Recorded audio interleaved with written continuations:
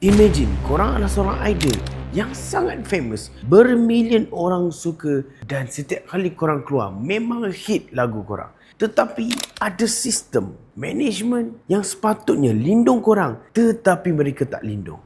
This is a story of Yamaguchi Maho, rising star of NGT48 yang merungkaikan the dark side of Japan Idol. Let's go for Japan. Story time. Kejadian ini berlaku pada 8 Disember 2018 sewaktu Yamaguchi Maho sedang pulang ke apartmennya. Apabila berada di bangunan apartmen dia, dia terjumpa dua orang lelaki yang tak dikenali bertembung dengan dia. Tiba-tiba lelaki tersebut grab muka dia dan hempas dia ke bawah dan pin dia supaya tak bergerak, macam nak lakukan sesuatu.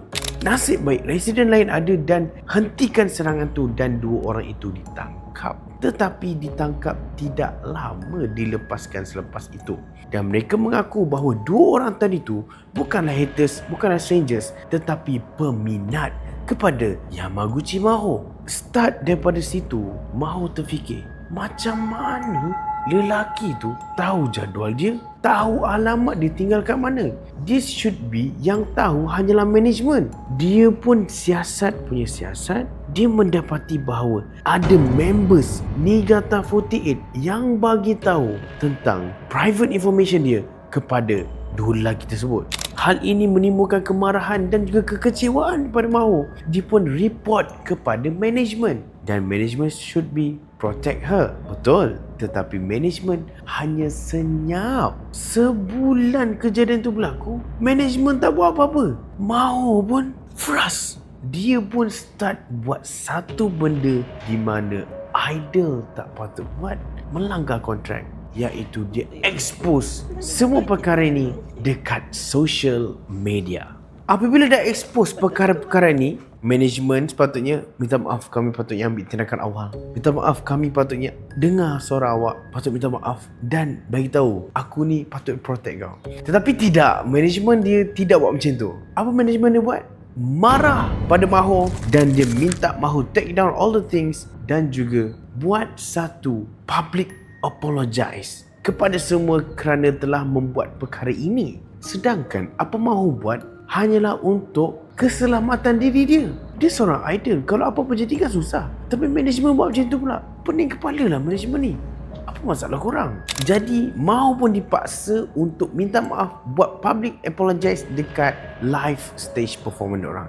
Jadi Maho pun minta maaf dan dengan kejadian minta maaf tu, ramai fans, audience, even orang yang tak kenal NGT48 pun dapat tahu perkara ni, marah. Sebab kenapa management macam ni sekali? Dan mereka wujudkan satu movement bahawa ini adalah victim blaming. Yang management sekarang ni buat adalah victim blaming dan mereka nak take down this kind of victim blaming dan nak hapuskan the dark side of this idol.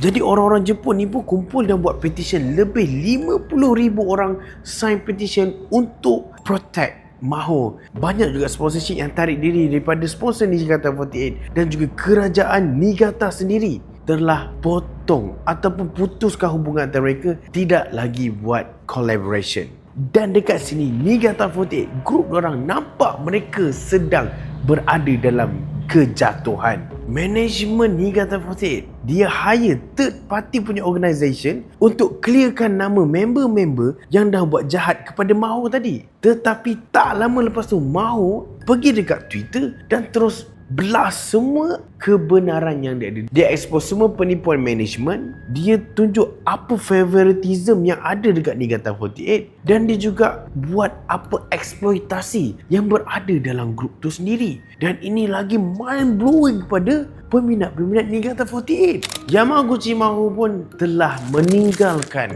grup itu bersama dua member yang lain. Dan kata-kata dia masih diingati oleh fans, iaitu I cannot stay in a group where everything is pardon. Keberanian Maho dalam idol industri ni telah memutuskan banyak toxic cycle yang berada dekat idol industri Jepun. Sebab idol industri Jepun ada juga yang telah memecah privacy idol tu sendiri untuk profit. Ada juga yang menggunakan idol ni untuk perkara-perkara yang tak elok. Ada juga mangsa-mangsa yang dulunya diam, sekarang dah bersuara. Apa yang telah mereka kenakan? Jadi Maho ini sendiri adalah satu contoh idol yang sangat bagus dan juga menunjukkan kebenaran itu lagi penting daripada menyeksa diri anda. Jadi kisah Yamaguchi Maho ini telah membuka banyak minda orang bahawa keberanian dia telah mengubah ramai kehidupan idol-idol seterusnya. Ia juga membuka minda kepada management industri ini jangan mempergunakan orang kerana everything has its limits. Kisah ini juga ibarat seruan kepada idol lain, ingat bahawa you have your own pride. Awak ada maruah awak. Jangan gadaikan maruah demi impian yang kita nak. Maruah perlu dijaga, jangan kita gadaikan demi dunia.